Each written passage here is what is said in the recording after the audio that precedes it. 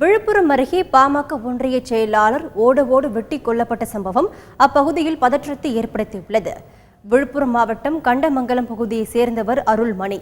பாமக ஒன்றிய செயலாளரான இவர் நேற்று இரவு இருசக்கர வாகனத்தில் வீடு நோக்கி சென்று கொண்டிருந்தார். அப்போது அவரை வழிமறித்த மர்ம கும்பல் அரிவாள் உள்ளிட்ட ஆயுதங்களால் சரமாரியாக வெட்டியது. இதில் படுகாயமடைந்த அருள்மணி சம்பவ இடத்திலேயே உயிரிழந்தார். தகவல் அறிந்த அப்பகுதி மக்கள் குற்றவாளிகளை கைது செய்ய கோரி திடீர் சாலை மறியலில் ஈடுபட்டதால் அப்பகுதியில் 2 மணி நேரம் போக்குவரத்து முடங்கியது.